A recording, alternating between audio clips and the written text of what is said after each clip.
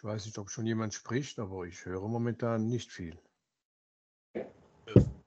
Wir warten vielleicht noch 2, 3 Minuten, um die letzten Gäste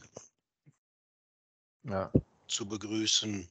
Wir starten gleich. Gut, prima. Ich höre Sie aber auch. Prima. Alles klar.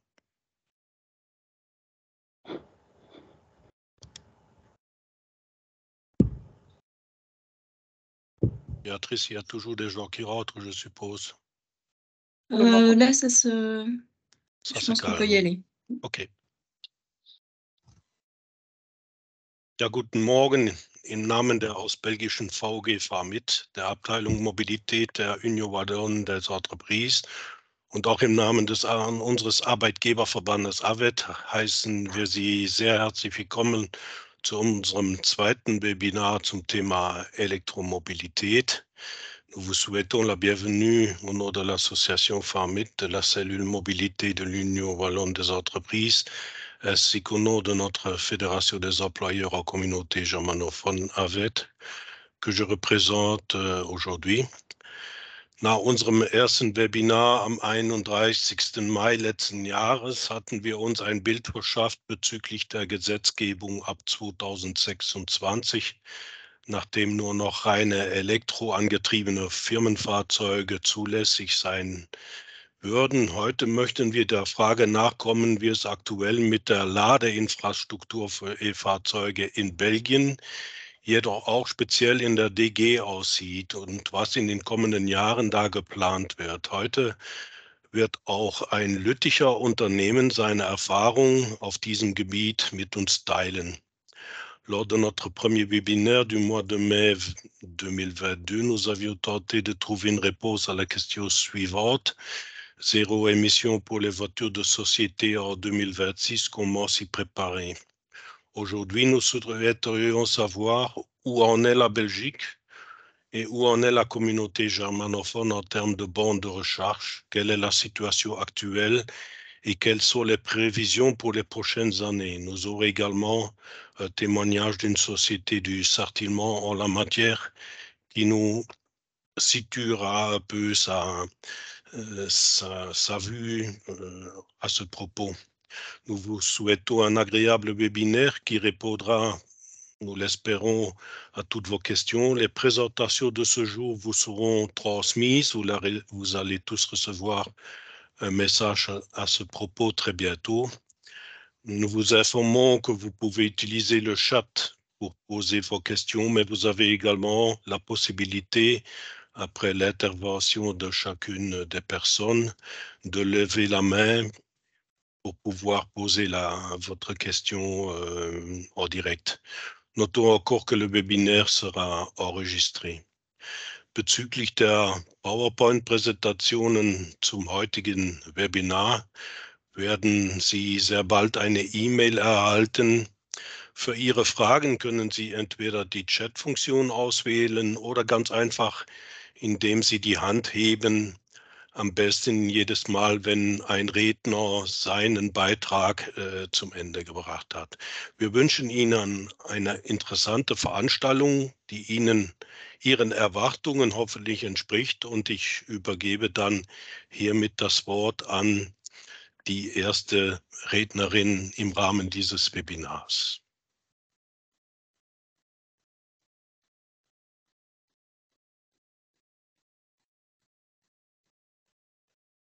Voilà. Bonjour à tous. Est-ce que mon écran se partage? Oui, super. Alors, donc je m'appelle Béatrice Cobbens, je travaille à l'Union Wallonne des Entreprises, comme Roland l'a indiqué. Et malheureusement, je ne parle pas allemand, mais je remercie Claudia qui a traduit les slides en allemand, et ça vous permettra sans doute de suivre plus facilement. Vous pouvez tout à fait poser vos questions en allemand et je suis sûre que quelqu'un me les traduira si j'arrive pas à comprendre. Voilà, alors pour remettre le contexte, on a eu une réforme fiscale début de l'année dernière où on a annoncé que les véhicules thermiques ne seraient plus déductibles à partir de 2026. C'est un peu simpliste, je vous ai remis le graphique d'exactement ce qui va se passer. Donc déjà, à partir du 1er janvier 2023, donc c'est déjà d'application depuis 3 mois, pour les voitures hybrides, le carburant n'est plus déductible qu'à 50%. Donc le carburant thermique, l'électricité reste déductible au même niveau que la voiture. Pour toutes les voitures qui sont acquises maintenant, jusqu'au 30 juin 2023, on reste dans le système actuel, c'est-à-dire une formule qui prend en compte le taux d'émission du véhicule, l'ancienneté du véhicule, sa valeur catalogue, etc. Et on arrive à une formule entre 50% et 100% de déductibilité.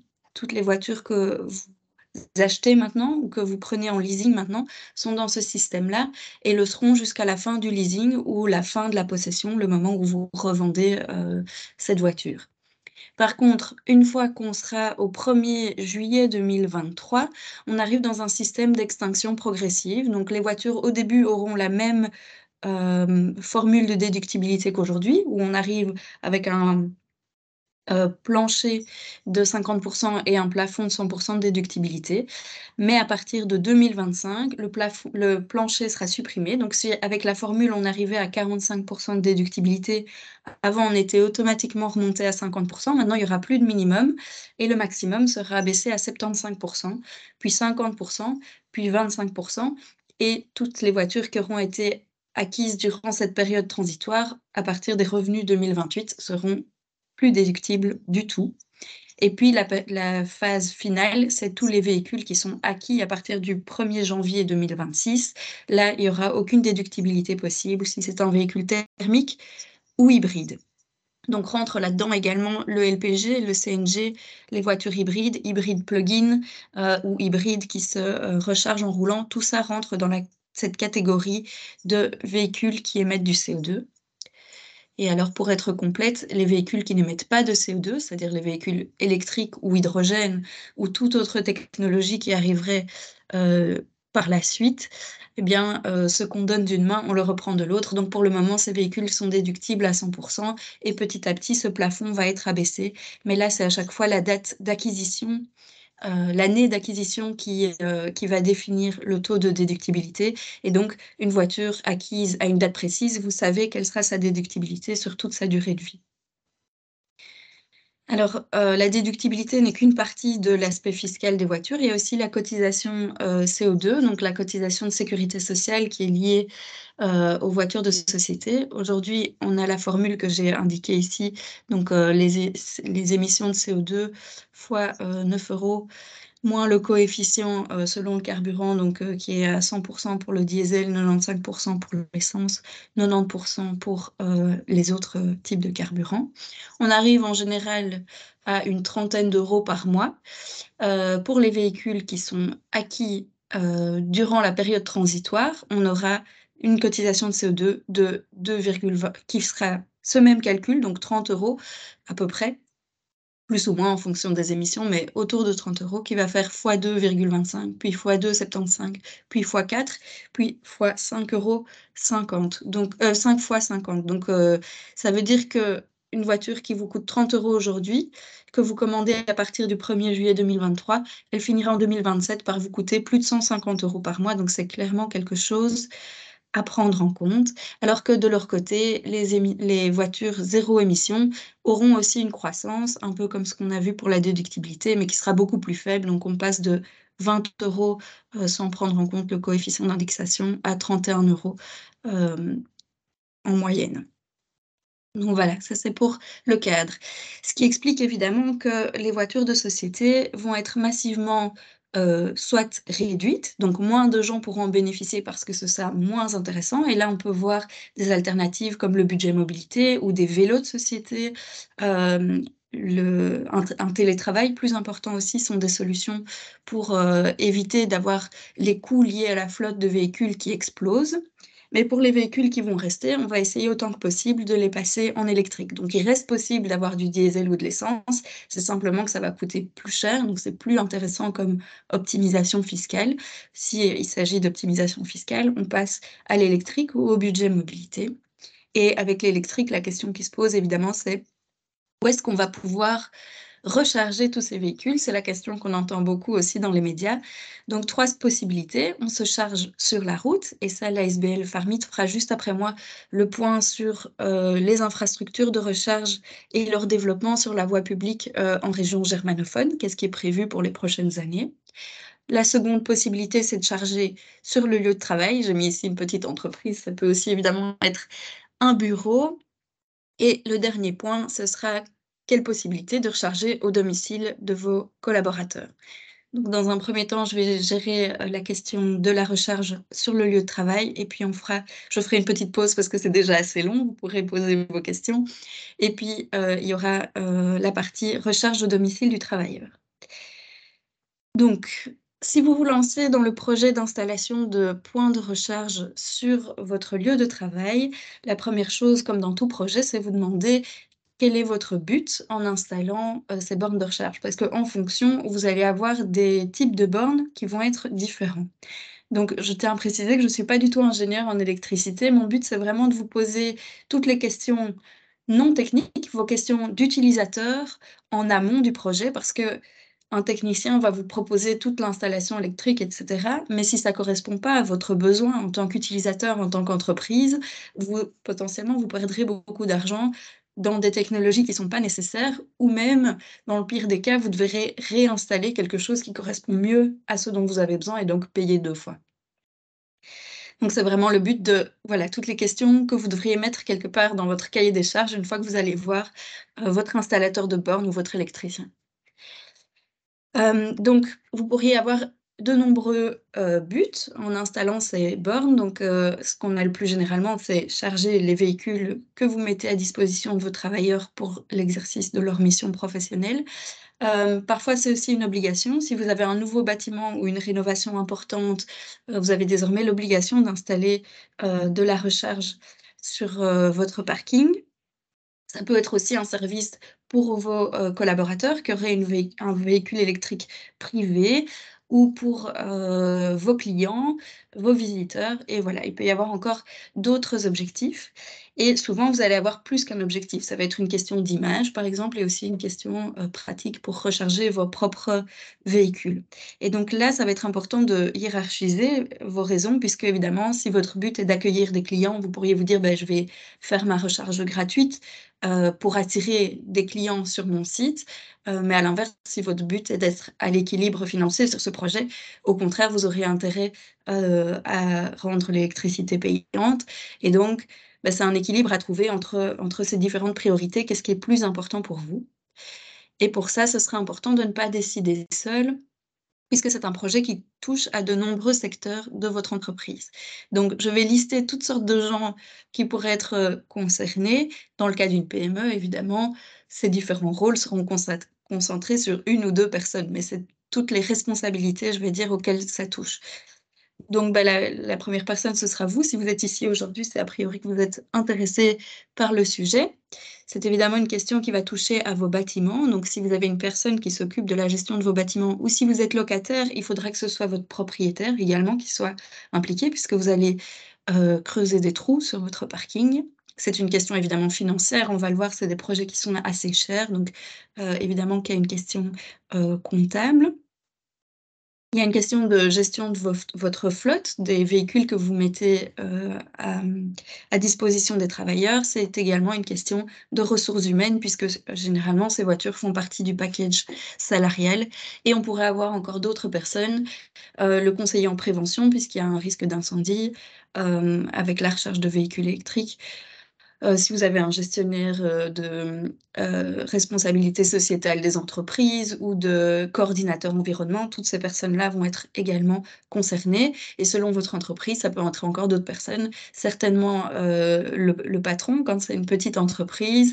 Dans certains cas, les syndicats pourront être impliqués également. Donc voilà, ça c'est vraiment selon votre entreprise. La liste pourrait être encore plus longue. Et Donc, une fois que toutes ces personnes sont autour de la table, on va pouvoir se poser les questions vraiment concrètes de qui va devoir se charger et quels seront leurs besoins et du coup, quelles sont les technologies à mettre en place pour répondre au mieux à ces besoins. Donc, qui aura besoin d'avoir accès? On peut avoir le plus petit cercle de personnes concernées, c'est-à-dire uniquement les voitures qui sont fournies par l'entreprise, les voitures de société. Ça va être une extrémité du spectre. Et le plus loin, à l'autre extrémité que vous pourriez avoir, c'est dire je veux que le grand public puisse venir se charger chez moi, n'importe qui. Donc, si je commence par uniquement mes propres voitures, c'est le cas le plus facile, en tout cas en question administrative, puisque vous payez a priori déjà une carte carburant avec les voitures thermiques. Enfin, c'est généralement le cas, c'est pas toujours le cas, mais souvent quand même, on fournit une carte carburant avec la voiture et donc ça ne change rien. Vous continuez à rembourser l'électricité comme auparavant, vous payez le carburant des voitures de société. Donc, rien de particulier, c'est pris en compte dans l'avantage de toute nature qui est calculé quand vous mettez à disposition le véhicule. Faut-il un contrôle d'accès? Si c'est uniquement vos voitures, uniquement sur votre parking, peut-être qu'il ne faut même pas de contrôle d'accès. Si vous avez déjà un système, une barrière ou un badge nécessaire pour rentrer dans votre parking et que vous savez que les personnes qui rentrent dans votre parking sont uniquement vos travailleurs, uniquement ceux qui ont le droit de se charger, en fait, une simple prise, quelque part renforcée, sans aucun contrôle d'accès peut être suffisant. Donc n'importe qui arrive avec son câble et se charge. Ça peut suffire et c'est évidemment le moins cher. Néanmoins, souvent, on a quand même envie de savoir qui a chargé, donc il faut quand même un système d'identification, si c'est votre souhait. Et là, je vous conseille de mettre quelque chose, si c'est uniquement pour vous, de mettre quelque chose qui existe déjà dans votre entreprise, donc que la personne doit mettre son numéro pour pouvoir se connecter, ou ce qu'on a le plus souvent, c'est un système avec un badge RFID pour s'identifier à la borne. Et donc, si vous avez déjà des badges pour rentrer dans votre bâtiment, eh bien, mettez dans votre cahier des charges que vous voulez que les bornes puissent fonctionner avec ce système de badge que vous avez déjà pour le reste, ou si vous avez un badge pour pointer, par exemple, à l'entrée de votre entreprise, eh bien que ce soit compatible avec ce même badge pour éviter de multiplier les badges d'accès qu'on finit toujours par perdre. Et donc, si vous avez un système d'identification, ça veut dire que la borne sera un peu intelligente, qu'il y a au moins un logiciel qui sait lire ce badge, et souvent il va y avoir aussi un enregistrement de la charge, et donc ça vous permettra d'associer à chaque personne combien de kilowattheures elle a chargé sur le lieu de l'entreprise. Et ça vous permettra d'avoir un suivi, voir si les gens se chargent régulièrement, s'ils se chargent plus souvent au bureau, plus souvent chez eux ou plus souvent sur la route, sachant que généralement, l'électricité la moins chère sera celle de votre entreprise, surtout si vous avez un tarif industriel. Et puis la charge à domicile et puis ce qui est le plus cher, c'est la charge sur la route.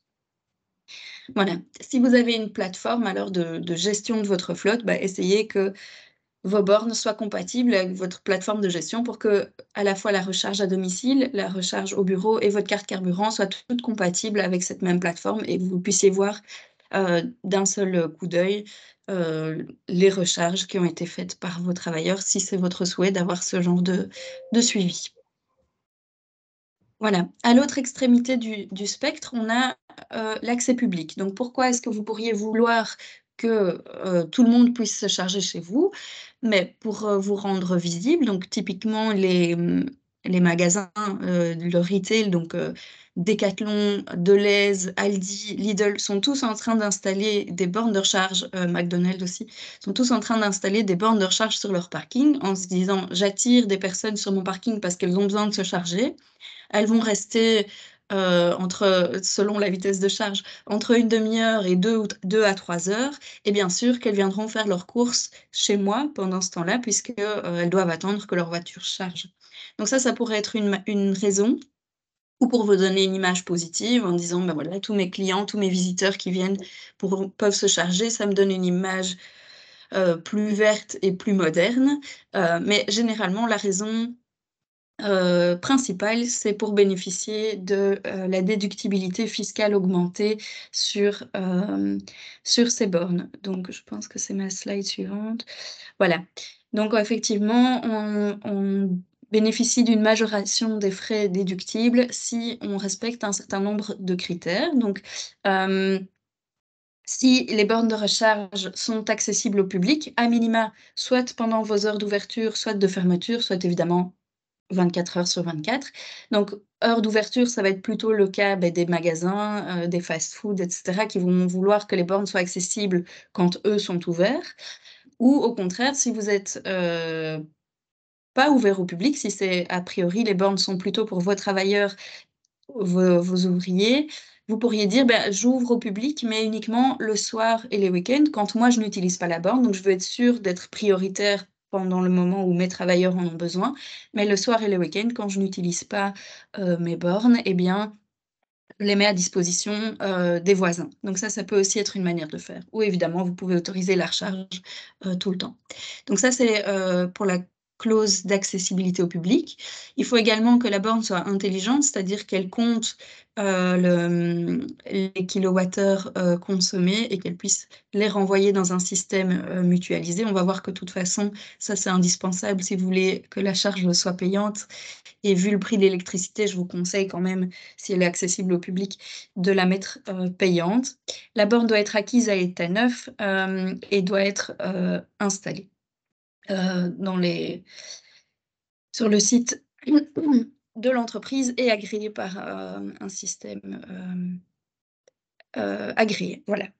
Et donc, si on arrive à l'installer avant le 31 mars 2023, je vous dis dès maintenant que si vous commencez le projet aujourd'hui, vous n'arriverez pas à l'avoir avant fin mars 2023, puisque c'est dans quelques jours.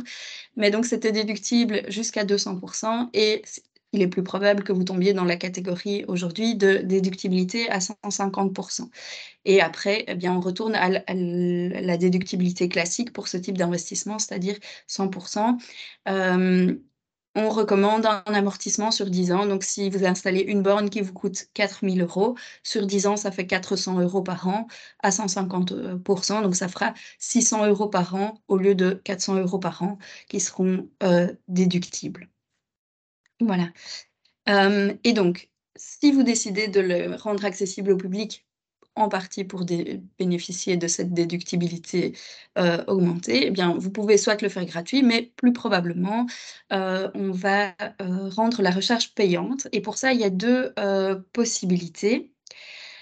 Soit, comme sur une pompe à essence classique, il y a tout simplement moyen de se charger avec sa carte bancaire. Donc, avec un terminal banque contact, il y a certaines bornes qui disposent d'un terminal banque contact, et alors simplement n'importe qui arrive, paye avec sa carte et repart.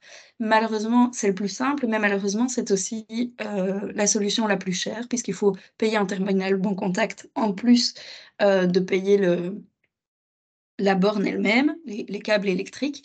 Et donc, c'est généralement pas la solution qui est privilégiée. Donc, il y a aussi de plus en plus de bornes qui disposent d'un petit écran, et à ce moment-là, les gens peuvent payer via Payconiq avec le QR code ou leur application bancaire qui lie les codes banque contact. Ça, c'est quelque chose qu'on commence à voir de plus en plus. Mais néanmoins, la situation qu'on voit le plus souvent, c'est simplement un lecteur de carte RFID qui ne va reconnaître que les cartes de certains réseaux. Donc, on revient avec l'idée de carte carburant, un peu comme on avait avec les voitures de société. Donc, chacun a une carte ou une application qui est valable sur un certain réseau. Donc, on a soit des pure players qui font uniquement ça, comme Chargemap, Last Mile Solutions, etc., qui proposent des cartes uniquement valables électriques. Et sinon, on a les acteurs peut-être plus traditionnels du marché, comme Total, Kiwait, etc., qui proposent aussi des cartes et des apps de recharge. On a également des cartes et apps des constructeurs automobiles. Donc, BMW, par exemple, propose une application de recharge. Et finalement, on a aussi les fournisseurs d'énergie, excusez-moi, les fournisseurs d'énergie qui proposent des cartes comme Luminus, Lampiris, etc. La plupart proposent des cartes de recharge. Donc, vous avez vraiment énormément de choix et énormément de réseaux aussi qui correspondent à chaque fois à ces cartes. Je ne sais pas si j'ai mis... Non, je ne l'ai pas mis. Et donc, voilà, les bornes vont être sur un certain réseau, les utilisateurs vont être sur une multitude d'autres réseaux et la plupart de ces réseaux sont compatibles entre eux. Donc, avec une carte Total Energy, on peut aller se recharger, par exemple, sur les bornes Ionity qui sont détenues par Shell. Donc, c'est possible.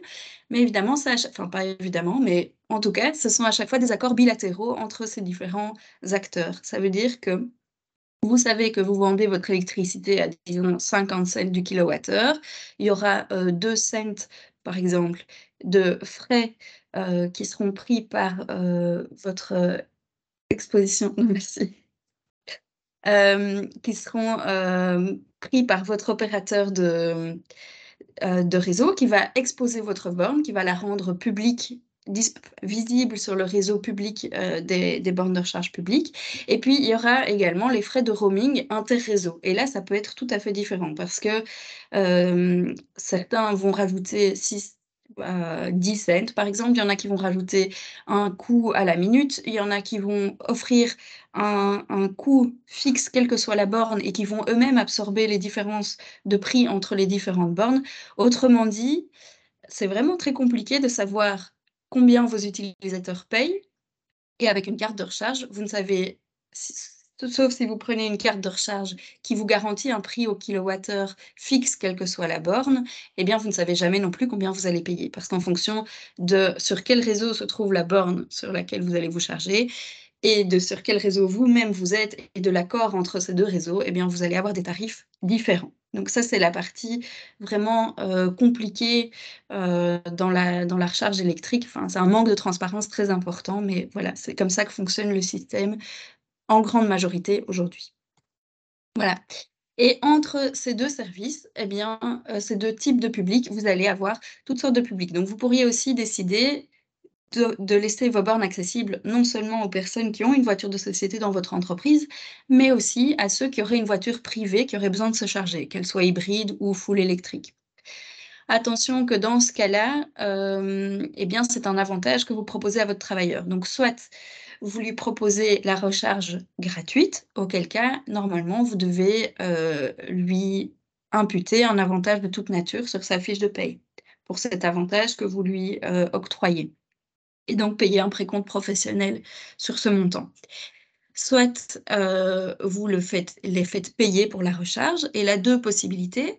Soit vos bornes ne sont pas accessibles au public, vous avez uniquement ce système de monitoring interne, et vous allez voir, puisque la personne aura mis avec son badge, eh bien, chaque mois, par exemple, vous sortez la liste Excel des gens qui se sont chargés, vous savez quel badge vous payez vous-même parce que ce sont vos propres voitures, et quel badge vous devez refacturer aux travailleurs. Vous multipliez par le prix que vous avez fixé pour la recharge chez vous, le nombre de kilowattheures fois le prix au kilowattheure, et vous demandez aux travailleurs de payer chaque mois ou tous les 3 mois les montants dus. Soit votre borne est de toute façon disponible au public et donc il se charge comme n'importe quelle personne externe, et quelque part tout le paiement passe par votre e-Mobility Service Provider, EMSP. Donc, c'est l'organisme qui va exposer votre borne sur le réseau dont je parlais tout à l'heure. Voilà. Alors, une autre possibilité, c'est vos clients et visiteurs. Soit vous le faites gratuit. Ça, c'est évidemment très accueillant. Il y a quelques années, c'était la norme. Aujourd'hui, avec l'augmentation du nombre de voitures électriques et le prix de l'électricité qui a fortement augmenté, c'est de plus en plus rare de proposer la recharge gratuite. Donc, si vous décidez de le faire, réfléchissez bien au nombre de personnes que ça va concerner pour ne pas vous retrouver voilà, avec des coûts qui explosent. Voilà. Et puis, un point sur lequel j'aime toujours bien insister, c'est aussi, voilà, il serait aussi possible de se recharger de dire je mets un peu moins de bornes sur mon parking, pas forcément une par personne, ça de toute façon, mais j'en mets un petit peu moins parce qu'au final, il y a beaucoup de télétravail dans mon entreprise et c'est rare que tout le monde soit présent. Et donc, je mets un petit peu moins de bornes car ça me permet de réduire mes coûts. Mais pour le jour où tout le monde est là, eh bien, je connais mes voisins, je sais qu'ils ont des bornes de recharge et le jour où j'ai besoin d'avoir un peu plus de puissance, eh bien, on a un accord pour pouvoir se recharger l'un chez l'autre. Et à l'inverse, le jour où lui a besoin d'un peu plus de puissance de charge, eh bien, il peut venir chez moi et on se réarrange. Donc, soit la borne est publique et donc simplement les gens payent via le IMSP, soit les bornes ne sont pas publiques et donc je leur prête des badges pour ces jours-là et je leur refacture dans mon système de monitoring, même système, je sors l'Excel et je lui dis, ben voilà, le 13 mars, tu es venu, tu m'as demandé si tous tes collaborateurs pouvaient venir chez moi. Les 3 badges visiteurs que je leur ai confiés ont consommé 170 kWh, bon ça c'est peut-être beaucoup, ont consommé 70 kWh, et bien voilà, je te remets la facture pour les kilowattheures consommés. Donc ça c'est aussi une manière de le faire. Ah oui, je parle dans la slide de CPO, donc ça c'est Charging Point Operator, donc c'est vraiment la borne, le software intelligent qui est dans la borne, et puis après IMSP, ça c'est le software qui permet d'exposer la borne. C'est les 2 termes à retenir. Tout en anglais bien sûr. Voilà, une fois qu'on a déterminé qui était le public et quel type d'accès ils avaient besoin d'avoir, donc est-ce que ce sera juste une carte RFID ou est-ce que ce sera une carte de réseau? Eh bien, il y a la question de la vitesse de charge, donc le type de charge. Je vais mettre voilà. Donc, de quel type de charge ont-ils besoin? Si on a des gens qui sont toute la journée au bureau, eh bien, en fait, une borne domestique qui charge à du 7,4 kilowatts, pardon, sera suffisante. Dans le sens où, avec une borne comme ça, il faut en fait 20 heures pour être chargée entièrement. C'est celle qui est en level 1 dans le petit tableau.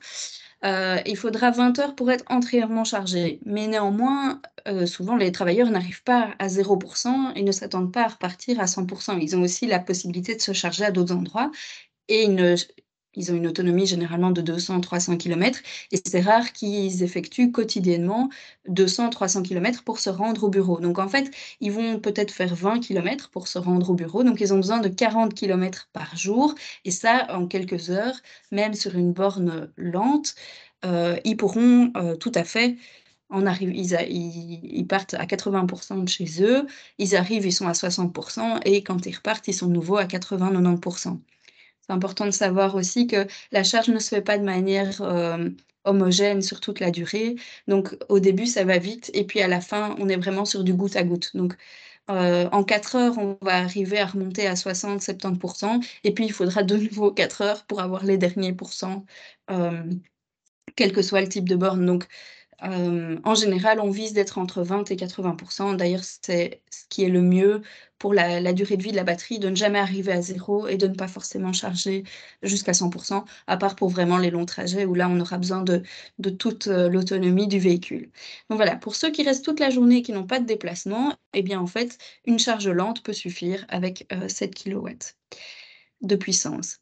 Sinon, on a les semi-rapides qui sont du 22 kW. Si on met 2 câbles dessus et qu'il y a 2 voitures qui se chargent en même temps, mais ça va faire 2 fois 11 kW. Et ça, c'est suffisant pour avoir une charge complète en quelques heures pour une foule électrique et en une petite heure pour de l'hybride. Et c'est ce qu'on retrouve le plus souvent sur les parkings d'entreprise. C'est ce que nous, on a installé, par exemple, sur le site de l'Union Wallonne des entreprises. On a 4 bornes de 22 kW. Et puis, il est possible aussi d'avoir des fast chargers. Donc ça, c'est les fast chargers de Tesla, Ionity. On les retrouve plutôt sur les parkings d'autoroute, mais aussi sur les parkings de magasins, où là, on va avoir envie que l'utilisateur puisse se charger en 20-30 minutes. Et là, il y a toutes les puissances possibles. Je pense que la plus grande qui existe, c'est 350 kW. En général, on tourne quand même plutôt autour de 100-120 kW. c'est des bornes qui sont tout à fait différentes, puisque 22 kW, c'est le maximum qu'on peut avoir en courant alternatif. Et donc, une fois qu'on arrive dans les fast charging, on est forcément sur du courant continu. Et donc, sur le réseau, on n'a pas du courant continu. Vous êtes branché en courant alternatif, et donc ça veut dire que les investissements vont être d'autant plus importants. Il faut aussi une bonne connexion au réseau, évidemment, puisque vous allez pomper énormément sur le réseau. Souvent, ça demande une nouvelle cabine électrique, à moins que vous ayez déjà une cabine électrique très puissante parce que votre entreprise consomme énormément d'électricité, parce que vous avez une production qui est énergivore. Si ce n'est pas le cas, ce sont des coûts d'installation qui vont être vraiment beaucoup, beaucoup plus importants. Voilà pour les types de bornes qui existent. J'ai l'impression d'avoir oublié quelque chose. Oui, voilà. Et un dernier point, c'est qu'effectivement, toutes les voitures n'acceptent pas tous les types de charges. Et donc, les plus petites voitures et les voitures hybrides, en général, de toute façon, n'acceptent pas une charge au-delà de 22 kW. Et donc, si c'est le type de voiture que vous avez dans votre entreprise, inutile d'investir dans un fast charger. Si de toute façon, vous avez des hybrides et des Renault Zoé, leurs chargeurs embarqués n'acceptent pas une recharge aussi rapide. Et donc, toutes les hybrides, c'est le cas, elles sont en courant alternatif, donc inutile de leur donner du courant continu. Et pour les full électriques, elles sont en général en courant continu, mais il y en a qui n'acceptent pas une recharge rapide. Donc, ça vaut la peine de se renseigner sur le type de véhicule que vous avez pour ne pas faire des frais qui seraient inutiles. Voilà. Voilà. Et puis la dernière question, combien de charges de bornes est-ce que ça représente? Est-ce qu'il faut une par personne? Moi, je pense que non, ça va vous coûter très cher. Surtout si vous avez du 22 kW, en général, en une demi-journée, les gens seront chargés ou suffisamment chargés pour retourner à domicile.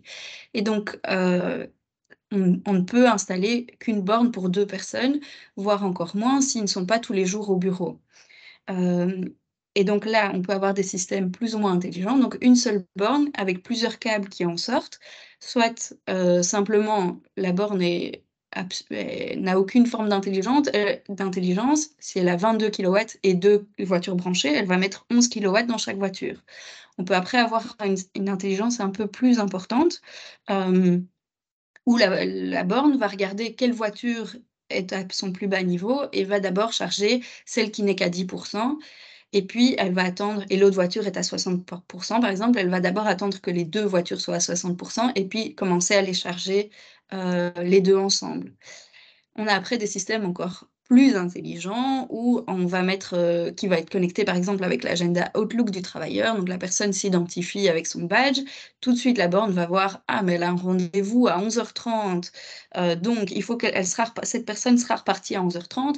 Il faut que je charge sa voiture en priorité. » Et puis, il y a encore d'autres systèmes qui savent que vous avez des panneaux solaires, qui vont regarder la météo et qui vont voir, OK, cette personne n'a pas de rendez-vous avant 14h, je vois qu'il y aura beaucoup de soleil à 11h du matin, j'attends 11h du matin pour commencer la recharge. Donc là, tout est vraiment possible. Évidemment, vous vous doutez que plus la borne est intelligente, plus le système est coûteux. Et vous pouvez aussi avoir une borne pas intelligente du tout et mettre l'intelligence chez vos travailleurs. Donc là, à vous de voir si vos travailleurs sont susceptibles à ce genre d'organisation. Mais on peut simplement avoir un groupe WhatsApp entre les utilisateurs de la borne et on dit, écoute, s'il te plaît, laisse-moi à la place parce que moi j'ai un rendez-vous à 11h30. Je vois que ta voiture est déjà chargée, s'il te plaît, viens la déplacer pour que je puisse me charger à mon tour. C'est aussi quelque chose qui est possible, en particulier dans les plus petites entreprises où les gens se connaissent bien et peuvent facilement aller interpeller les personnes en lui demandant s'il te plaît, est-ce que ça pourrait être mon tour? Donc ça peut très bien fonctionner plutôt sur des petites structures que sur des grosses entreprises où il y a une centaine de personnes et où tout le monde ne se connaît pas forcément. Voilà. Et donc avec toutes ces questions, reste l'idée de où est-ce qu'on va mettre ces bornes. Il y a plusieurs critères à prendre en compte. De toute façon, votre installateur fera aussi l'étude de faisabilité avec vous. Mais néanmoins, il y a des questions pratiques à se poser. Donc, en fonction de qui sont les utilisateurs, si c'est plutôt mes clients, je vais le mettre à l'entrée de mon magasin. Si c'est plutôt mes techniciens qui rentrent par l'arrière, évidemment, je vais le mettre à l'endroit où ils mettent leur camionnette.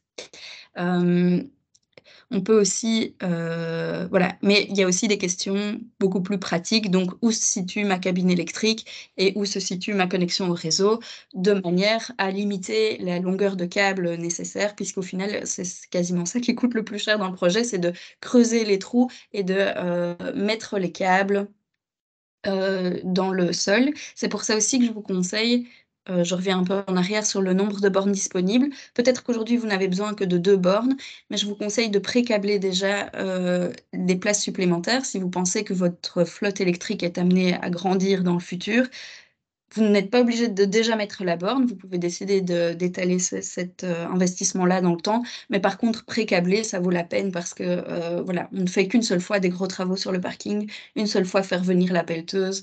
Ça peut être intéressant d'éviter de multiplier ces coûts-là. Et puis le dernier point, ce sera votre assureur et les pompiers qui vont vous sensibiliser à la question de la sécurité incendie. Donc on essaye d'éviter autant que possible les places en souterrain et en aérien. Autant que possible, on va rester au niveau du sol, à des endroits qui ne sont pas couverts. Donc autant que possible, être sur un terrain ouvert et pas immédiatement contre le bâtiment, de manière à ce que si le véhicule ou la borne prend feu, votre bâtiment ne soit pas impacté. On conseille autant que possible, ce n'est pas toujours possible, d'avoir 5 mètres entre le bâtiment et la borne, et en particulier d'éviter de se mettre à proximité des fenêtres, puisqu'en cas d'incendie, un mur résiste plus ou moins bien, mais une fenêtre va exploser très rapidement et augmenter le risque d'accident qu'un de vos travailleurs soit blessé par le bris de vitre. Voilà. On attend toujours des directives très claires au niveau des pompiers. On attend un arrêté royal depuis 1 an et demi pour vraiment fixer les conditions strictes. Donc pour le moment, ce sont des recommandations, mais il n'y a pas d'obligation claire. Et puis dernier point, puisque vous allez augmenter votre consommation électrique, très probablement avec les voitures, quelques voitures électriques peuvent doubler la consommation de votre bâtiment si aujourd'hui vous avez uniquement des bureaux, par exemple. Donc la question de la production d'électricité se pose beaucoup plus. Donc vous pouvez simplement prendre l'électricité du réseau, ça reste tout à fait possible, mais ça vous rend dépendant des prix du marché, qui sont évidemment assez instables pour le moment. Et puis il y a la question de est-ce que votre connexion au réseau est suffisante ou est-ce que vous allez devoir demander à Ores ou à Resa d'augmenter votre connexion, auquel cas ce sont des coûts encore supplémentaires à prendre en compte. Et donc ça peut valoir la peine de produire votre propre électricité, pardon, que ce soit par des panneaux solaires, par une mini. Les panneaux solaires sont généralement l'option privilégiée, mais certains décident d'installer en plus une mini éolienne. Et on a aussi parfois, selon vos procédés industriels, certains qui préfèrent la biométhanisation parce qu'ils ont de toute façon des déchets agricoles, par exemple, qui peuvent valoriser de cette manière-là. Voilà. Et le dernier point sur le stockage d'électricité n'est pas encore très pertinent aujourd'hui, mais sachez quand même que l'idée à terme que beaucoup de constructeurs avancent, c'est la charge véhicule to grid ou plus probablement véhicule to home. Donc, vous chargez vos voitures de société avec de l'énergie solaire au moment où il y a du soleil, et puis il n'y a plus de soleil, mais vous avez besoin d'électricité pour faire tourner, par exemple, votre air conditionné ou votre chauffage. L'idée serait de pouvoir aller rechercher dans les voitures les 20%, ils étaient chargés à 100%, ils n'ont besoin que de 60%, mais vous allez reprendre 20% sur toutes les voitures pour alimenter votre bâtiment et être entièrement autonome en énergie. Donc ça, c'est plutôt futuriste, mais c'est ça qui est annoncé pour la suite. Alors pour la question qui fait mal, combien ça coûte ? Il y a les coûts d'installation, évidemment, il y a aussi des coûts de fonctionnement. Et donc, les coûts d'installation, pour une simple prise, si vraiment vous n'avez besoin aucune charge rapide et aucun système d'identification, en fait, on est simplement sur une prise que je vous conseille quand même de renforcer, d'avoir sur son propre disjoncteur, puisque c'est quand même une prise qui va être fortement sollicitée et qui risque de s'échauffer, donc il faut une sécurité. Mais à part ça, en fait, c'est une prise. Donc on parle d'une centaine d'euros pour l'installation de ça. Si vous installez ce qu'on appelle une wall box, donc ce que les gens ont généralement à domicile, qui va être sur du 3,5 ou du 7 kW, on tourne à entre 1 000 et 2 000 euros. d'installation pour la borne elle-même, et puis souvent un petit peu plus pour que le circuit électrique derrière soit en conformité aussi, mais on parle de ce genre de montant. Si on est sur des bornes à 22 kW et que vous en voulez 3 ou 4 qui vont être intelligentes entre elles, oui, j'ai oublié d'en parler. On peut avoir aussi dans les systèmes d'intelligence ce qu'on appelle du load balancing, de l'équilibrage de charge, soit entre les bornes elles-mêmes. Donc, si une des bornes n'est pas utilisée, la puissance restante va être redirigée vers les autres bornes. Et donc, on a une puissance globale qui est en fait inférieure. On ne pourrait pas charger toutes les voitures à du 22 kW, mais néanmoins, toutes les bornes ont la puissance d'aller jusqu'à 22 kW. Et donc, si on se charge et qu'on est tout seul, on bénéficie de toute la puissance disponible. Donc ça va être de l'équilibrage de charge entre les bornes. On peut aussi mettre de l'équilibrage de charge entre le bâtiment et les bornes. Donc, si votre connexion au réseau n'est pas très puissante, eh bien, c'est souvent ce qu'on va privilégier. Et donc, les voitures se chargeront plus vite quand vous n'utilisez pas votre chauffage et plus lentement quand votre bâtiment consomme beaucoup, de manière à ne pas excéder la puissance totale disponible et de ne pas faire sauter les plombs ou mettre le feu à votre installation.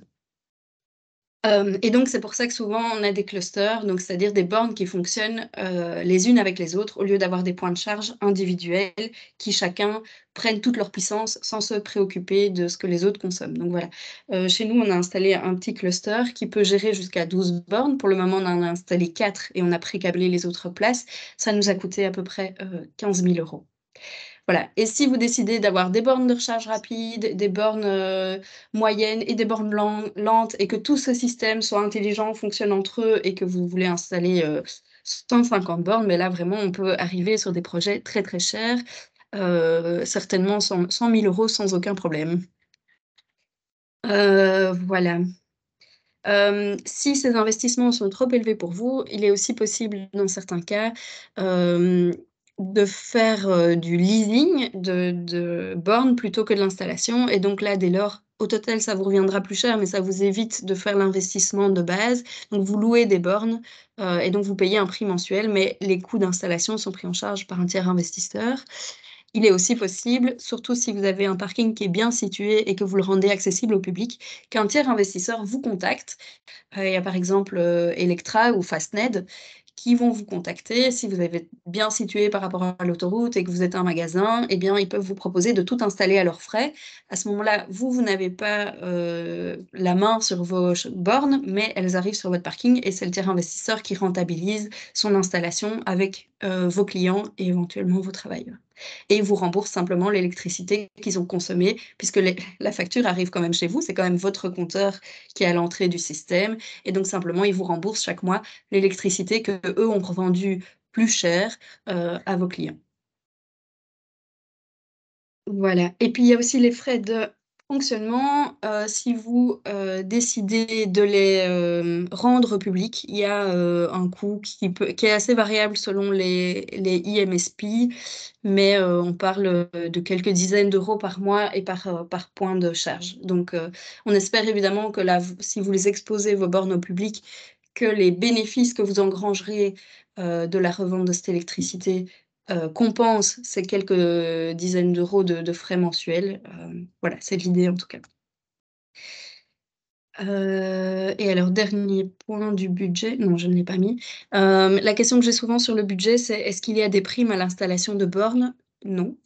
Donc il y a la déductibilité fiscale augmentée, mais c'est tout. Par contre, il y a des systèmes de primes et aussi de prêts à taux zéro pour tout ce qui est installation de panneaux solaires, etc. Donc si vous faites une installation globale, vous pourrez quand même bénéficier d'aide sur au moins une partie du projet. Et puis voilà, combien de temps ça prend? Mais en gros, si vous commencez maintenant, il est probable que vos bornes soient opérationnelles dans à peu près 1 an, parce que c'est le temps que ça prend pour faire l'étude de faisabilité, puis tous les travaux de génie civil, et puis mettre en œuvre le système, se rendre compte qu'il y a quelque chose qui ne marche pas, l'installateur revient, etc. Donc, comptez à peu près 9 mois à 1 an pour entre le début du projet et l'opérationnalisation effective. Et une fois que vos bornes sont opérationnelles, comptez aussi un petit peu de temps pour répondre à toutes les questions des utilisateurs. Surtout dans un premier temps, il y aura pas mal de maladies de jeunesse, tant du côté des utilisateurs que du côté de la borne elle-même. Et donc, ça va vous prendre pas mal de temps dans les premiers mois pour que tout fonctionne bien. Voilà.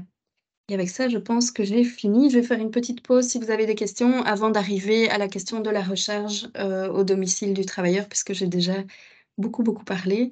Je ne sais pas, Roland, s'il y a des questions dans le chat. Je ne vois pas de questions dans le chat. Par contre, moi, j'aurais une petite question à Super. te poser. Qui sont les personnes qui font les études de faisabilité? Est-ce que tu peux citer l'une ou l'autre exemple? Ce sont Oui, tout à fait. des sociétés? Il y a des bureaux d'études, je vais dire, assez traditionnels en électricité, type bureau d'études d'Engie ou ce genre d'opérateurs qui font ce genre de choses, Tractebel par exemple. Et sinon, il y a les installateurs de bornes qui font leurs propres études. Donc, il y en a énormément, hein, des installateurs de bornes, et il y en a bien 150 en Belgique, surtout que c'est un marché qui explose un peu. Mais par exemple, Plug Invest ou ce genre de choses font les études. Nous, on est passé par Luminus parce que c'était déjà notre fournisseur d'électricité et que ça nous a semblé plus simple. Mais il y en a vraiment beaucoup qui font ce genre d'études. Il y a une question de Laureline. Oui. S'il te plaît, Laureline, vas-y. Est-ce qu'on peut lui donner le son? Voilà. Je ne sais pas si c'est à moi. Moi, j'ai levé la main. Super. Herr Justen, bitte. Ja. Pardon, Je vais Laureline, poser la juste question après. en français, c'est peut-être plus facile. Plus facile pour moi. Oui. En cas de borne publique, donc accessible pour tout le monde, qui fixe le prix et comment le prix est fixé? Est-ce que je peux demander n'importe quel prix ou est-ce qu'il y a une réglementation qui est appliquée? Il n'y a pas de réglementation qui est appliquée. Pour le moment, vous pourriez demander 25 € du kilowatt si vous le souhaitez. Il me paraît probable qu'à terme, des réglementations viennent encadrer, mais pour le moment, non. Ou en tout cas, c'est pas très clair. Donc, vous pouvez fixer librement votre prix. On vous conseille de rester quand même assez proche des tarifs d'achat que vous avez, en vous fixant une petite marge justement pour couvrir vos frais fixes. Mais donc, oui, vous pourriez mettre des prix tout à fait délirants. Ils sont souvent négociés avec la personne, enfin le réseau qui expose vos bornes. Parfois, il y en a certains qui imposent un prix, et il y en a d'autres qui ont des prix recommandés dans une certaine fourchette et vous fixez dans cette fourchette-là. Mais en soi, au niveau législatif, pour le moment, il n'y a pas d'interdiction de pratiquer des prix prohibitifs. OK. Je me permets encore une deuxième question. Oui. Nous sommes dans une situation actuellement assez particulière puisque nous produisons sur 2 sites et notre production est assez énergivore d'un point de vue énergie électrique. Ouais. Donc, les puissances sont disponibles. Super. Également, il y a en total plus ou moins 500 kW de photovoltaïque installés que nous n'utilisons zéro le week-end. Donc, samedi, dimanche, on ne travaille pas. Et l'idée, ce serait éventuellement d'installer effectivement des bornes accessibles au public, qui éventuellement même que quelqu'un puisse se charger en rapide, donc les 100 kW que vous avez évoqués. Tout à fait novice dans la matière, qu'est-ce qui pourrait me dire, est-ce que ça pourrait être quelque chose de rentable ou au moins quelque chose qui puisse se financer avec la vente de l'électricité? Donc oui, ça peut être rentable, surtout si enfin les bornes rapides, on parle d'un tarif de 80 cents, 10 kW en général. Vous pourriez même aller un peu au-delà si vous le souhaitez. Mais donc ça peut être rentable, mais pas très vite parce que voilà, à 80 cents du kilowatt, ça ne fait quand même que 80 cents par 80 cents. Une charge complète, on va être sur du 80 kW.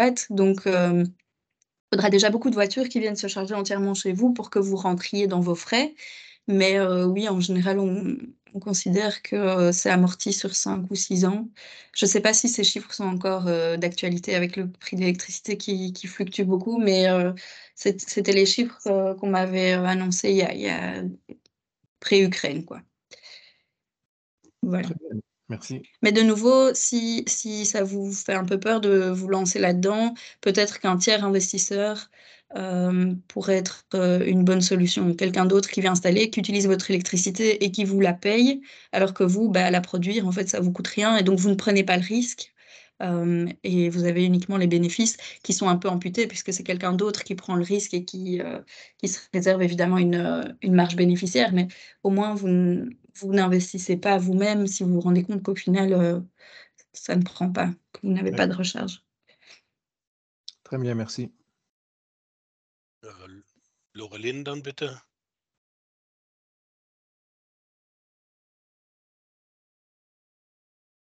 Je n'entends pas. Attends pas.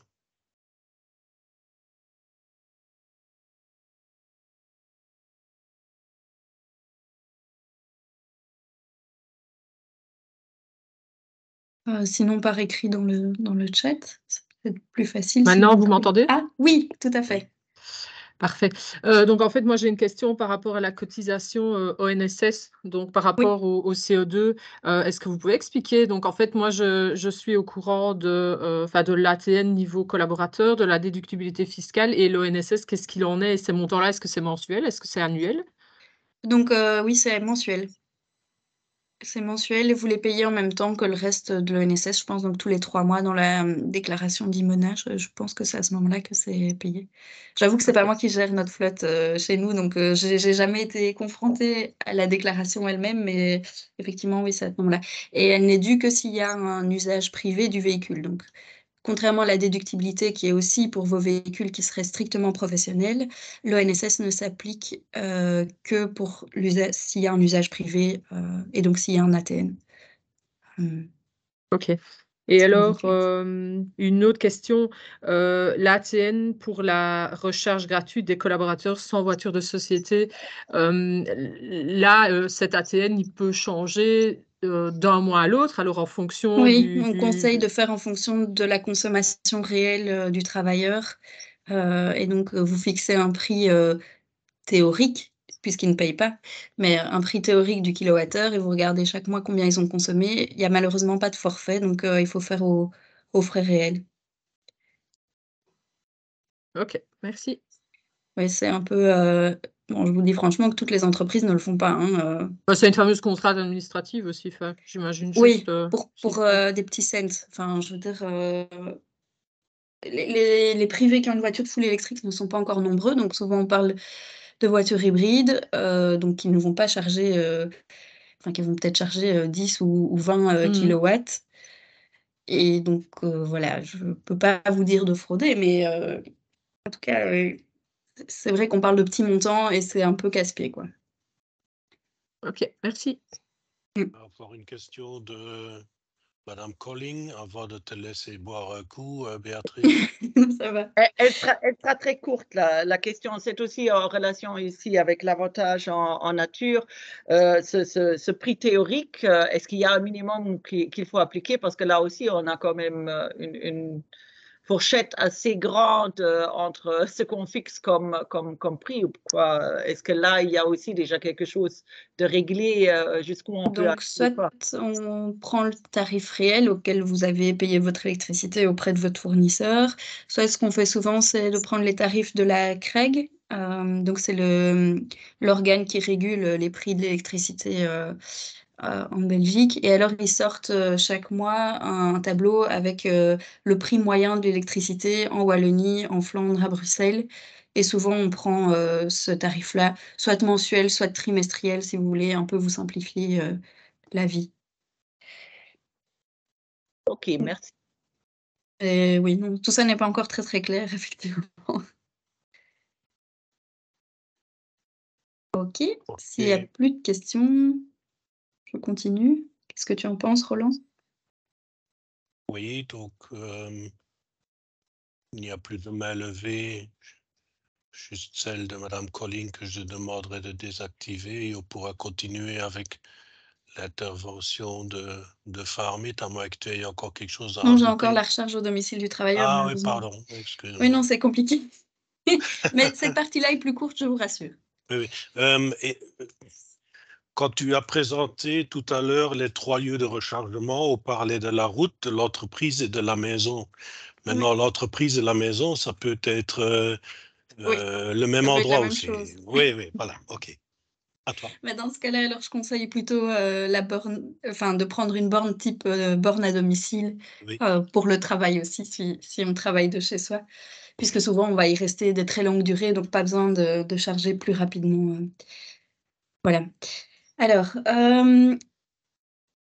le cas de la recharge chez le travailleur. Donc, c'est aussi une situation qui évolue au fur et à mesure des questions parlementaires et des rulings fiscaux qui sont adoptés. Mais voilà la situation telle qu'elle est aujourd'hui. Donc, la première question, c'est est-ce qu'il faut vraiment installer une borne au domicile du travailleur? Eh bien, pour le moment, pour que l'ATN entre la voiture et la recharge soit unique, comme c'est le cas aujourd'hui pour la voiture avec la carte carburant, on paye un seul ATN pour les deux. Eh bien, pour que ce soit encore le cas pour la recharge électrique, il faut que le dispositif de recharge soit fourni par l'entreprise. C'est en train d'évoluer, mais pour le moment, c'est encore ça la règle.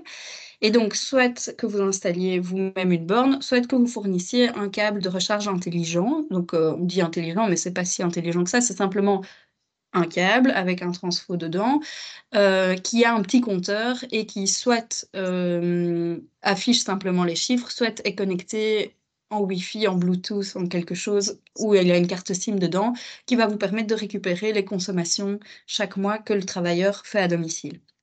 Donc, soit une borne qui enregistre la consommation, soit un câble qui enregistre la consommation, de manière à ce que vous puissiez rembourser les kilowattheures effectivement consommés pour la recharge et que vous ne commencez pas à rembourser la consommation pour la friteuse, le frigo, etc. Et pour le moment, ça doit être fourni par le travailleur, par l'employeur à son travailleur. Et donc, la situation dans laquelle on était, c'était que si la personne avait déjà une borne de recharge à domicile, eh bien, il fallait la désinstaller pour réinstaller celle de l'employeur. Donc ça, c'est la partie qui va probablement être abandonnée, mais pour le moment, c'est encore le cas. On a quand même déjà reçu un assouplissement, c'est qu'avant, quand on avait un couple qui avait chacun travaillé, ou plusieurs personnes en tout cas d'une même famille, qui chacun travaillait chez un employeur différent, chaque employeur devait installer sa propre borne. On a eu l'assouplissement il y a quelques semaines que ça pouvait être une borne unique, mais que chacun devait pouvoir, on devait savoir qu'est-ce qu'il fallait facturer à quel employeur, mais donc ça pouvait se faire avec une carte d'identification ou par un câble spécifique. Enfin voilà, on pouvait trouver d'autres solutions que vraiment installer 2 bornes pour une par travailleur, quoi. Donc voilà, ça c'est le premier aspect, c'est que vous devez fournir le dispositif de recharge. Ça peut être un câble intelligent, donc comme je l'ai dit. C'est ce qui est le plus facile dans le cas en particulier des hybrides qui ne vont pas devoir se charger énormément. Un câble de recharge suffit amplement. Mais un câble de recharge a une capacité beaucoup plus faible. C'est généralement 1-2 kilowatts. Alors que si on installe une borne domestique, on va plutôt parler de 3-7 kilowatts. Et donc ça permet quand même une recharge plus rapide qu'une simple prise.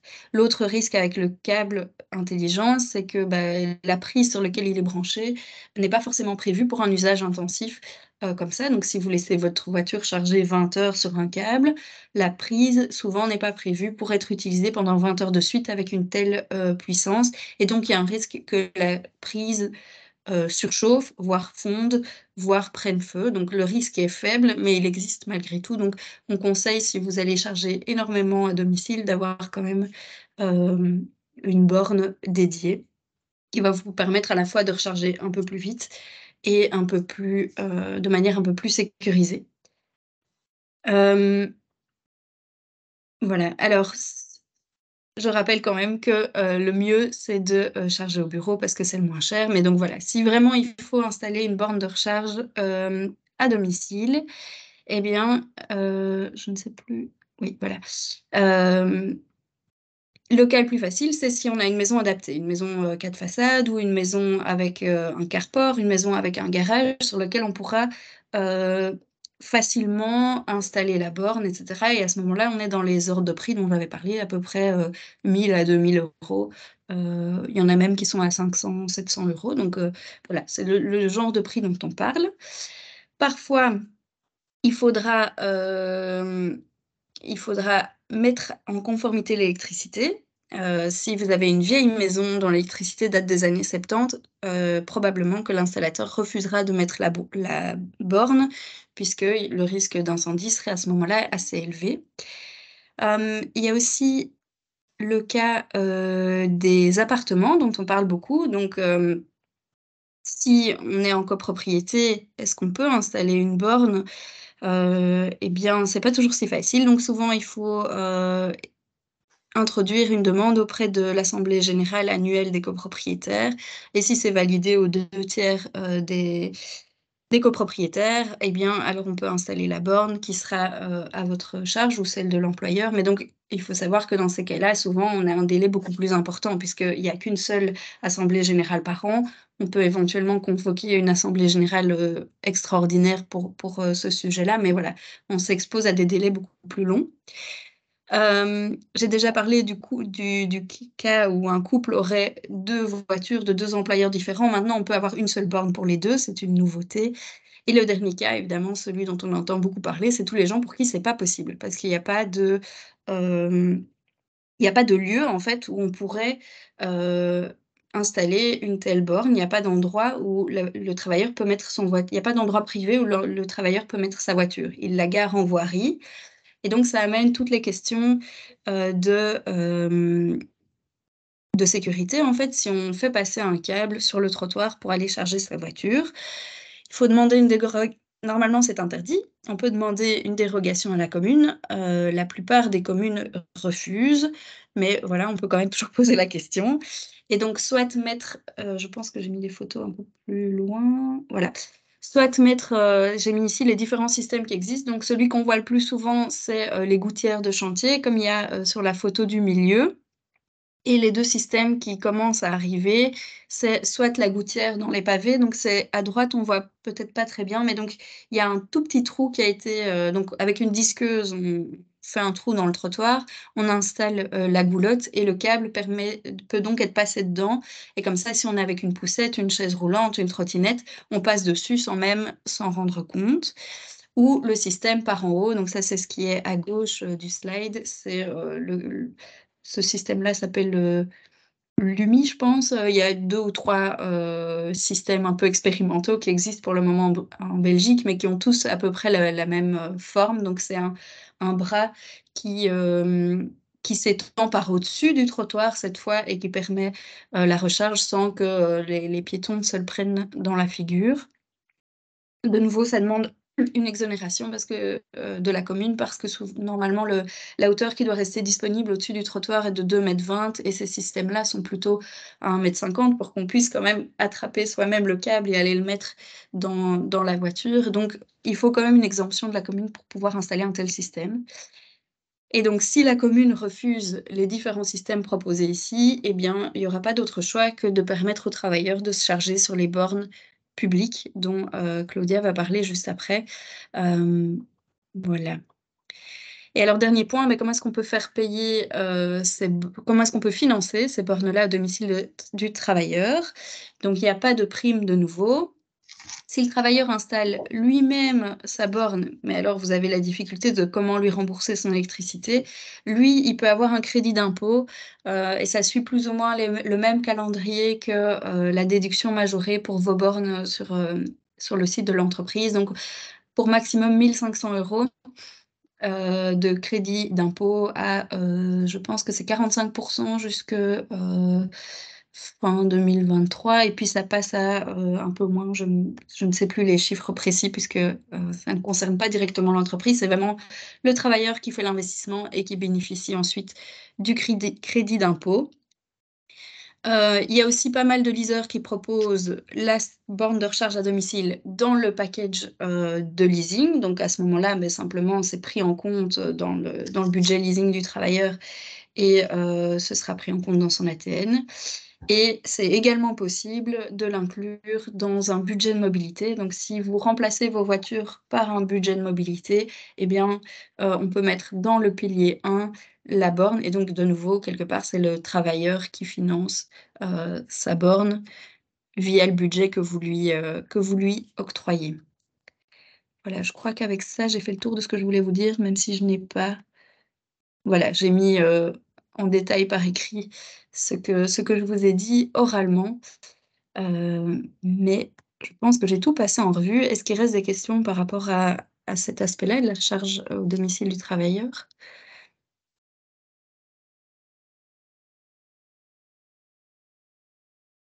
Bah, tant mieux, c'est que c'était clair ou déprimant, je ne sais pas. Ah si, Colette Pirard, je t'écoute. Moi, je voulais juste... Entends pas? Entends? Vas-y. Oui. Voilà. Moi, je voulais juste ajouter une information que j'ai eue il y a 2 jours dans une commune qui est autre que la commune de Hatt. Et ils étaient en discussion aussi avec la commune de Charleroi. C'est pour vous dire que ça pourrait arriver. La commune pourrait autoriser que des particuliers installent une borne sur une place de parking le long du trottoir, devant chez eux ou à proximité de chez eux, à leurs frais, avec une aide de la commune par rapport à une protection du site, et que cette borne soit évidemment publique. Donc, ce serait le particulier qui l'installe selon toutes les réglementations imposées par la commune. Donc, parce que là, dans la commune, les câbles, ce n'était pas autorisé.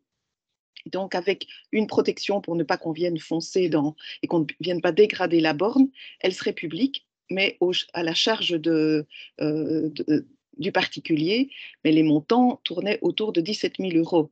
Ce qui veut dire que c'est énorme, mais d'un autre côté, ils disaient que toutes les demandes qu'ils avaient eues émanaient de personnes qui étaient des indépendants et des choses comme, et des personnes comme ça qui pouvaient évidemment déduire les frais. Mais en tout cas, dans certaines communes, et la ville de Charleroi réfléchissait aussi à ce genre de demande où des particuliers pourraient installer devant chez eux une borne à leurs frais, mais à condition qu'elle soit publique et avec les réglementations que la commune proposerait. Ah. Merci. Bon, bah super, je vais alors laisser la parole à Claudia, parce que j'ai déjà beaucoup parlé.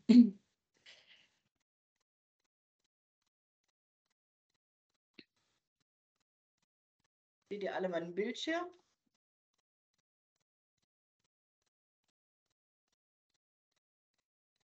Hallo? Ja. Seht ihr meinen Bildschirm? Nee. Nein. Noch nicht. Ja? Nein? Nein.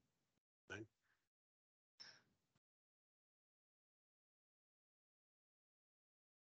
Ich bin aber auf Teilen.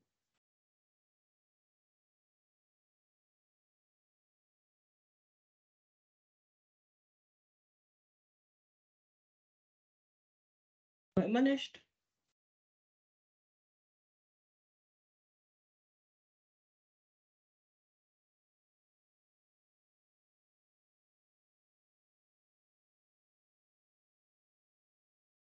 Jetzt? Jawohl. Hier. Ja, okay. Also mein Name ist Claudia Schmitz, ich arbeite bei der Vereinigung Fahr mit. Wir informieren die Bürger der deutschsprachigen Gemeinschaft über das Mobilitätsangebot allgemein in der deutschsprachigen Gemeinschaft.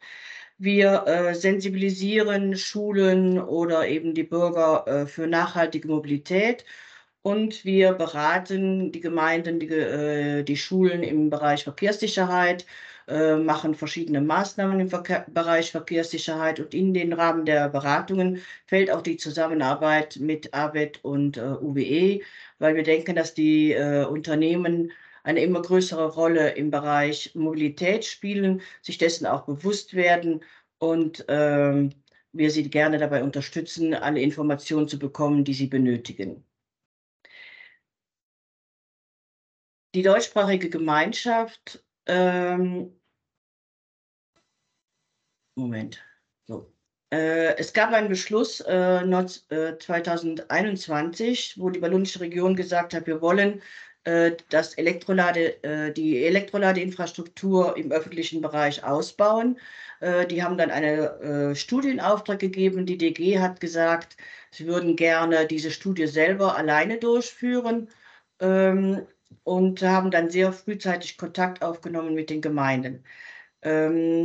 Die wallonische Region möchte 2023 und 2024 jeweils 1000 neue Ladepunkte für E-PKWs im öffentlichen Raum installieren. Heruntergebrochen auf die deutschsprachige Gemeinschaft wären das immerhin 38 Standorte. Und man geht nämlich davon aus, dass die Leute zu 40% zu Hause, zu 40% auf der Arbeit und dann eben noch zu 20% im öffentlichen Raum laden sollen, damit eben der gewollte Umstieg auf Elektromobilität auch gewährleistet ist. Die deutschsprachige Gemeinschaft, wie gesagt, hat sich sehr früh mit den Gemeinden in Kontakt aufgenommen. Es gab eine Arbeitsgruppe letztes Jahr, die hat sich im März, April und Juni getroffen. Die Gemeinden haben dann da ihre Standorte, ihre gewünschten Standorte festgelegt. Das ging auf die Bevölkerung, also nach die Kriterien Bevölkerungsdichte, Zweck, also für den Alltagsverkehr oder für einen touristischen Zweck, wo die Leute denn sehr lange zum Beispiel am Triangel stehen und da kann man auch dann dort aufladen. Es wurden 56 Standorte vorgeschlagen, die wurden dann auf die elektrische Machbarkeit hin überprüft von ORES. Da gab es dann auch verschiedene Prioritäten. Es gibt Standorte, die leicht zu realisieren sind, vom Stromnetz her schon allein leicht zu realisieren mit geringen Kosten, dann mittelfristig zu realisieren, auch mit geringen Kosten und dann natürlich Punkte, die bis jetzt noch gar nicht angebunden sind, die wären dann mit enormen Kosten verbunden. Die wallonische Region möchte vor allem in diesem Netzwerk die mittelschnellen Ladesäulen installieren, wo man 2 bis 3 Stunden dann doch ein gewisses Maß aufladen kann. Das sind dann diese 22 Kilowatt Ladestationen. Lediglich an Autobahnauf- und Abfahrten oder in gewissen Gewerbegebieten sollten dann die schnellen Ladesäulen vorgesehen werden. Also das betrifft aber die deutschsprachige Gemeinschaft nur am Rande. Bis zum 15. Februar mussten sich dann alle Gemeinderäte Stellung beziehen, ob sie prinzipiell sich an diesem Netzwerk beteiligen. Alle Gemeinden sind prinzipiell einverstanden, wobei es immer noch einige offene Fragen gibt, weil dann doch die meisten Gemeinden darauf gedrängt haben, dass für gewisse Standorte dann doch dieses schnelle Laden möglich sein soll. Und da ist noch nicht sicher, ob die Kosten dann jetzt doch auf die Gemeinden zurückfallen würden oder ob die wallonische Region das übernehmen würde. Ist die Konzession, also die Gemeinden würden begrüßen, wenn die Konzession kostenpflichtig wäre, da das Unternehmen ja auch Gewinne erzielen wird. Und die große Frage ist eben, sollen die Gemeinden sich denn doch an den Verwaltungskosten beteiligen? Und das sehen die Gemeinden sich nicht in der Rolle des Verwalters eines Ladenetzsystems. Es gab auch skeptische Stimmen, die sagten, warum soll die wallonische Region oder die öffentliche Hand Ladesäulen subventionieren für einen privaten Konzessionär, der dann Profit damit macht. Das macht man bei Tankstellen ja auch nicht. Aber es ist eben der politische Wille der wallonischen Region oder Belgiens insgesamt, umzusteigen oder weg vom Verbrenner zum Elektroauto zu kommen. Und wenn wir da nicht oder wenn die öffentliche Hand nicht guckt, dass ein Mindestmaß an Ladeinfrastruktur vorhanden ist, dann ist das Projekt noch mehr zum Scheitern verurteilt. Jetzt, also wie gesagt, die Gemeinden haben sich bis zum 15. Februar prinzipiell einverstanden erklärt, mitzumachen. Die deutschsprachige Gemeinschaft hat diese Studie ja in Eigenregie nur für die neuen Gemeinden gemacht, hat aber dann sehr wohl eingesehen, dass die Suche nach einem Betreiber nur für die neuen deutschsprachigen Gemeinschaft unsinnig wäre. Man schließt sich dann wieder den Konzessionsvertrag der wallonischen Region an, die dann eine Betreiberfirma für die gesamte Wallonie sucht. Die wallonische Region übernimmt die Ladesäulen und 80% der Anschlusskosten die DG. Jetzt im Frühjahr wird das Projekt ausgeschrieben auf wallonischer Ebene Und Ende des Jahres soll bereits mit der Einrichtung erster Ladepunkte begonnen werden. Wenn ich mir das eben anhöre, also die Ausführungen von der Idee bis zur Realisierung, beziehungsweise von der Ausschreibung bis zur Realisierung, braucht man doch 9 bis 12 Monate, erscheint mir Ende 2023 sehr sportlich. Wir wären froh, wenn das im Laufe von 2024 passieren würde.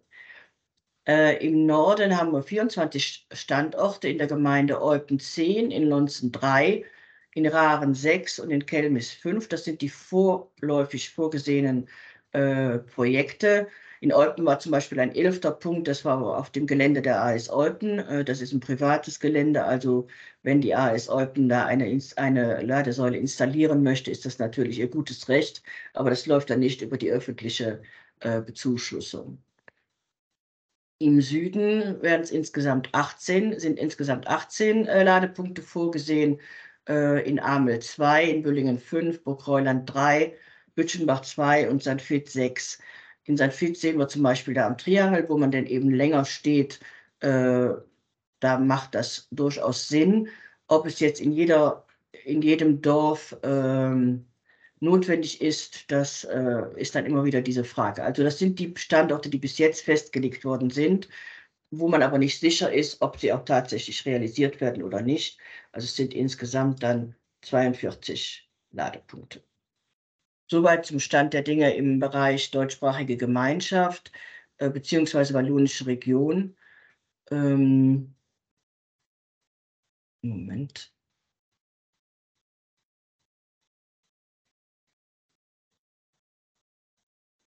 Und also, wie gesagt, das Projekt nimmt jetzt Fahrt auf. Die Gemeinden sind prinzipiell einverstanden.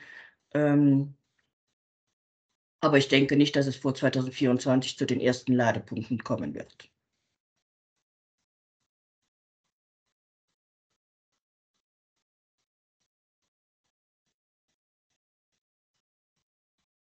Okay, danke, Claudia. Ich sehe jetzt keine gehobene Hand mehr, möchte aber noch mitteilen, dass diejenigen, die in diesem Webinar uns die Informationen geliefert haben, natürlich noch weiterhin zu unserer Verfügung stehen, auch für diejenigen, die jetzt vielleicht im Nachhinein noch eine Frage hätten. Also schicken Sie gerne Ihre Fragen auch zum Beispiel an unseren AVET. Wir würden dann die Fragen an die entsprechenden Personen weiterreichen. Was, glaube ich, wichtig ist, ist, dass man sich helfen lässt. Man muss die Situation darstellen, man muss die ganzen Situationen sich genau überlegen. Es wäre auch sicherlich nicht sinnvoll, wenn man sich jetzt voreilig etwas anschafft, was dann in 2 oder 3 Jahren dann wieder abgebaut werden muss. Also ich glaube, ganz wichtig ist, dass man sich genau überlegt, welchen Sinn soll die Anlage bringen, was stelle ich mir vor, wohin geht der Trend, etc. Donc, je vous propose peut-être de formuler vos questions qui pourraient peut-être encore ressurgir en les envoyant à l'un de nos intervenants ou bien à notre fédération des AVET, et nous nous chargerons de faire suivre les questions aux intervenants ou bien à Claudia ou à Béatrice pour pouvoir vous répondre. Ce qui me semble important, c'est de pouvoir bien réfléchir à ce que l'on fait. Et à ce propos-là, nous avons également un intervenant donc d'une société du Sartillement qui pourrait nous faire part de son témoignage. Bastien, je ne sais pas si c'est à toi à intervenir. C'est mon tour. Bonjour. Merci beaucoup. Donc, je me présente, Bastien Mersonnier, ingénieur au sein du bureau d'études Grèche. Et donc, j'ai été invité par l'Union Wallonne à faire part de notre retour d'expérience. Donc, pour le moment, juste quelques mots sur notre démarche par rapport aux véhicules électriques. Donc, on est en phase, on a déjà 6 bornes et on est en phase de réflexion pour en installer 48. Et donc, je vais un peu vous présenter l'état actuel de la réflexion, dans le sens où on n'a pas encore passé commande pour les travaux. Et je vais me positionner un peu comme un prescripteur et pas quelqu'un qui décide. Donc, je ne suis pas administrateur du bureau d'études Grech. Je suis ingénieur au sein du bureau d'études Grech. Et donc, je rebondis sur Béatrice tout à l'heure qui citait Luminus et Engie pour étudier des bornes électriques. Bien entendu, tous les bureaux d'études classiques qui ne sont pas liés à des grands énergéticiens peuvent, avec leurs particularités, étudier ce genre de projet au stade de faisabilité ou réalisation. En toute indépendance des installateurs, donc c'est ça la force d'un bureau d'études, c'est de pouvoir défendre l'intérêt du client et pas forcément l'intérêt de quelqu'un qui va vous vendre un produit à la fin. Donc voilà, ça c'est pour la petite introduction. Et donc, je vais mettre en mode présentation.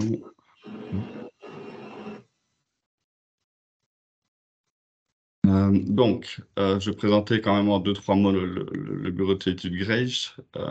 Je vais essayer de faire un dézoom assez important sur le débat voiture électrique,